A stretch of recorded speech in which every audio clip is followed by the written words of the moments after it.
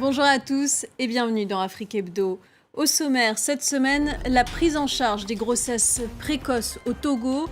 Environ 5000 cas sont recensés par an en milieu scolaire. Reportage à Bichabé où un comité villageois sensibilise sur cette question et participe à la prise en charge des jeunes fimères. Adjata Camara, une Ivoirienne fascinée par les pourritures d'igname, la chercheuse a développé un biopesticide qui permet de mieux préserver les récoltes du tubercule. Poulet yassa au wasabi, sushi de banane plantain ou encore bœuf tataki au bissap. Ils fusionnent les cuisines d'Afrique et d'Asie. Les créateurs de Savane et Mousson, Aïssata Fané et Julien Douane sont nos invités. Selon l'Organisation mondiale de la santé, l'Afrique subsaharienne affiche le nombre le plus élevé de grossesses chez les adolescentes, avec plus de 6 millions de naissances annuelles. Au Togo, leur nombre n'a cessé d'augmenter ces 2 dernières années, d'après une enquête menée par la direction de la planification de l'éducation. À Bichabé, des habitants tentent d'endiguer le phénomène. Sensibilisation, distribution de contraceptifs gratuits, prise en charge financière et accompagnement. Ce comité villageois veut mettre fin aux grossesses avant 18 ans. Voyez ce reportage de nos correspondants Emmanuel Sodji et Raphaël Ntalé. Dans cette zone reculée du nord-ouest du Togo, à Bichabé, près de 15 mineurs sont tombés enceintes en 2022.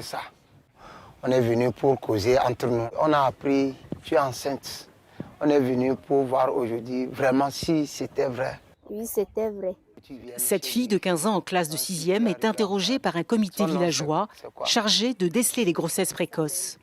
Ce comité est mis en place pour protéger les jeunes filles, pour que leur famille ne les abandonne pas, de deux, que la famille de leurs petits amis, en cas de grossesse, ne les abandonne pas aussi financièrement. Son petit ami et ses parents refusent de reconnaître l'enfant. Le comité fera donc pression sur la famille pour qu'elle remplisse ses obligations financières. Ils seront obligés de gérer la grossesse de la fille. Face au mépris de la communauté, certaines filles abandonnées tentent à leur risque et péril un avortement clandestin, la loi togolaise n'autorisant l'avortement qu'en cas de viol. Des parents ont commencé à ne plus mettre leur fille à l'école par peur qu'elle ne tombe enceinte. C'est ce qui nous a poussé à mettre en place ce processus d'accompagnement au sein du village. Dans ce processus d'accompagnement, il y a également l'association des filles mères qui sensibilise les mineurs. On leur parle du port du préservatif, de l'abstinence, mais aussi des conséquences de la déscolarisation. Au cas où ça arrive, il faut te diriger vers le centre de santé et tu vas suivre les consultations prénatales et après l'accouchement, tu vas continuer les études. En famille, le sexe est un sujet tabou. Le comité villageois a donc mis en place ce club de jeunes, lequel organise des discussions et distribue ponctuellement des préservatifs lors du marché. À l'hôpital, avant de prendre les préservatifs, on enregistre les dons de ceux qui prennent. Donc, juste à cause de ça, les jeunes ils ont la honte d'aller là-bas. Le village de Bichabé souhaite mettre fin aux grossesses avant 18 ans.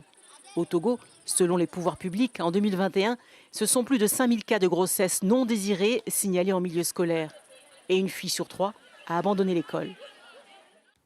Partons maintenant en Côte d'Ivoire à la rencontre d'Adjata Camara, une jeune scientifique. Elle a mis au point un biopesticide qui permet de conserver l'igname pendant 2 à 3 mois au lieu de 2 semaines habituellement. Une découverte qui lui a valu d'être récompensée par le prix de l'UNESCO et de la Fondation L'Oréal pour les femmes et la science. Son portrait par Ange Nomeyo, Sophie Lamotte et Sadia Manjo. Adjata Camara passe ses journées à traquer la moisissure. Elle parcourt ce champ à la recherche d'ignames abîmés. On a une taille qui a été faite ici, déjà lors de la récolte. Et on a aussi des petites ouvertures qui sont là, qui ont été faites déjà lorsque l'igname était en terre. Et ces petites ouvertures-là sont des portes d'entrée, des champignons. On aura certainement des pourritures.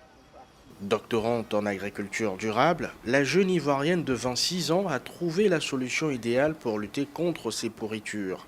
Elle applique aux ignames abîmés un pesticide naturel dans ce laboratoire de l'université Félix Houphouët-Boigny où elle étudie. Et donc je vais utiliser le biopesticide Astone pour lutter contre ce champignon-là qui est appelé le champignon Botrytis diplodia. Issue d'une famille d'agriculteurs, Adjata Camara a régulièrement vu des ignames pourrir dans la plantation de ses parents.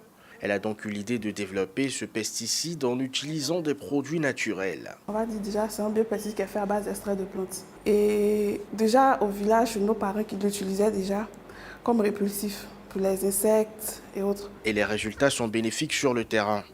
Une révolution pour les commerçants, lassés de voir la moitié de leur récolte pourrir en quelques semaines. Le produit du Miss Camara vraiment nous apporte un plus.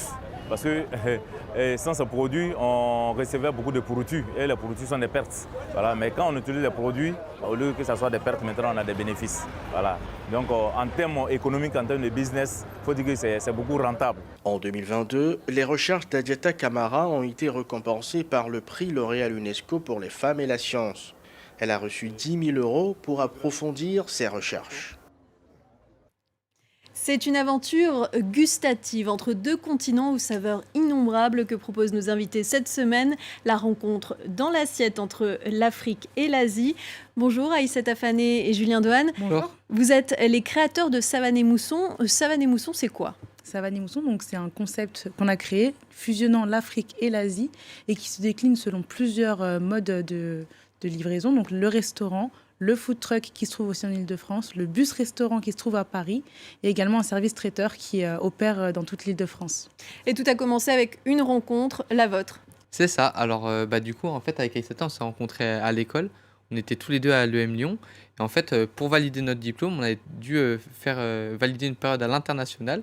Et le hasard a fait que Aïssata est partie en stage en Asie, à Singapour. Et moi, je suis parti en mission humanitaire au Sénégal. Et du coup, on était chacun en fait dans le continent de l'autre. Vous avez fait un voyage inversé. Voilà, on a fait le voyage inversé. Et quand on est revenu en France, on avait fait le même constat. En fait, il y a énormément d'ingrédients qui sont communs aux cuisines d'Afrique et d'Asie. Et on s'est dit que ces ingrédients communs pourraient être une passerelle pour créer des nouvelles recettes et du coup créer tout un univers autour de ça. Oui, il y a par exemple le manioc, le gingembre. C'est ça, il y a plusieurs ingrédients communs. On pense par exemple au manioc, à la fleur d'hibiscus, au tamarin, à la banane plantain, au gingembre, mais aussi et surtout la base commune sur laquelle on s'est vraiment amusé, c'est vraiment le riz, parce que c'est vraiment la base des cuisines d'Afrique et d'Asie. Et c'est de là qu'on est parti et qu'on a décliné pas mal de petites recettes. Est-ce que vous pouvez me parler de certaines de vos recettes emblématiques ? Alors oui, bien sûr, on a par exemple le tataki de bœuf au bissap. Du coup, le tataki, c'est une méthode de cuisine qui est inspirée de la cuisine japonaise. En fait, on va cuire, faire une croûte autour et laisser crue la viande à l'intérieur. On fait mariner ça avec du bissap, du coup, qui est beaucoup consommé en Afrique. Et du coup, ça vient parfumer la marinade et la viande. On a aussi le bao, les guabao, qu'on a fait avec du poulet gingembre miel, de la banane plantain et une sauce arachi miel ou mayonnaise épicée. Après, sur le restaurant, on a une autre carte où là, on va revisiter les California Rolls, les sushis en fait. Là, par exemple, un peu de la finger food plutôt. C'est ça. Par exemple, là, on a des California Rolls au poulet yassa avec du wasabi parce qu'en fait, le yassa c'est fait avec de la moutarde. Du coup, le wasabi ressemble à la moutarde et du coup, ça fait une belle fusion. Et là, ensuite, on a des desserts, du tiramisu baobab cacahuète, des panna cotta mangue baobab, des nems chocolat banane.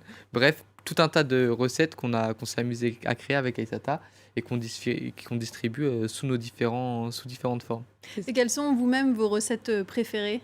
Une de mes recettes préférées, je pense que c'est le tieb du coup de ma mère. On a voulu garder en fait le côté traditionnel de cette recette et après on le revisite sous plusieurs formes. Au restaurant, par exemple, on a une recette qui s'appelle le red bamako. C'est un riz tieb donc à l'origine et qu'on va venir faire sauter à la thaïlandaise dans un wok avec ananas, oignons pimentés, un peu de sauce soja. Donc tout un tas d'ingrédients asiatiques qui viennent parfumer et relever le riz le goût du riz tieb. Alors, comment est-ce que la passion de la cuisine est-elle arrivée dans votre vie et Julien, notamment, d'où vous vient votre amour de la cuisine africaine ? Moi, déjà, j'étais habitué à manger, on va dire, africain lorsque j'étais jeune parce que j'allais chez des amis, je mangeais, je découvrais. Mais j'étais pas forcément... Enfin, je mangeais parce qu'on me servait à manger, mais j'étais pas forcément dans la recherche de qu'est-ce qu'il y a dans mon assiette. Donc, c'est bon, je mangeais. Mais c'est vraiment en grandissant, quand on essaye vraiment de s'ouvrir l'esprit, d'essayer vraiment de comprendre les autres cultures. Et du coup, le déclic, ça a été lors de mon voyage au Sénégal, quand en fait les femmes du village nous faisaient à manger après les longues journées. Lors de notre mission humanitaire. Et moi, en fait, je passais dans la cuisine pour voir comment elles faisaient et tout ça. Et du coup, en fait, je remarquais qu'en fait, elles utilisent les mêmes ingrédients que ma grand-mère pouvait utiliser ou que mon père pouvait utiliser dans sa cuisine. Et je me disais, en fait, c'est c'est fou parce que nous, on les utilise pas pareil. Par exemple, le manioc, nous, en Asie, on va plus le manger sucré. Eux le mangent salé. Et ça, en fait, pour tout un tas d'ingrédients, le gingembre, nous, on le fait plutôt dans des soupes, dans des infusions. Dans des jus et Eux, tout ils ça. l'utilisent dans un jus. Et du coup, j'ai trouvé ça drôle. Et quand j'en ai parlé à Esata, à mon retour en France, elle avait fait le même constat en Asie. Et du coup, là, on s'est dit, il faut qu'on fasse un truc. C'est donc comme ça qu'est né Savane et Mousson, et je le rappelle, voilà des très bonnes recettes qu'on peut retrouver dans ce beau livre que vous publiez aux éditions Larousse. C'est donc une aventure culinaire, mais aussi une aventure entrepreneuriale. Vous venez d'ailleurs de lancer des vidéos de coaching sur votre chaîne YouTube. Quels sont vos conseils à ceux qui nous regardent et qui ont peut-être envie de se lancer également ? Alors, du coup, c'est un nouveau projet sur 2023. On a eu beaucoup de questions en fait de la part de nos clients ou même des personnes qui nous suivent sur nos réseaux sociaux, que ce soit LinkedIn ou Instagram. Des gens qui nous demandent mais comment est-ce que vous avez fait pour vous lancer sans véritablement avoir de moyens et surtout avec votre jeune âge. On a commencé, je le rappelle, à 23 ans alors qu'on était encore étudiant. Et en fait, il y a beaucoup de gens qui se posent la question de savoir mais comment on fait pour lancer son business quand on est aussi jeune. Et en fait, le principal conseil qu'on donne à ces personnes-là, c'est de tester en fait leur offre avant d'investir de gros moyens derrière. Il faut déjà avoir l'idée, c'est sûr, mais une fois que la personne a son idée, il faut très vite se confronter au marché pour voir quelles sont les limites en fait de son idée, de son projet, de son concept, et de tout de suite pouvoir amener les solutions nécessaires pour pouvoir avancer. Et comment est-ce que vous imaginez l'avenir de Savane et Mousson ? Est-ce que vous allez peut-être ouvrir un restaurant à Bamako ou à Dakar ? C'est le but, ce serait le rêve, vraiment. C'est le but. Déjà, là, on en ouvre un nouveau à Enghien-les-Bains. Là, on est en plein travaux. Mais oui, dans un second temps, on aimerait bien déjà ouvrir ailleurs qu'en Île-de-France, en France. Et pourquoi pas à l'international ? Ce serait hyper fort comme message qu'on puisse ouvrir un Savane et Mousson en Afrique, un Savane et Mousson en Asie, pour montrer qu'il y a vraiment quelque chose à faire entre ces deux continents et finalement les rapprocher via la cuisine et via notre projet. On vous le souhaite en tout cas.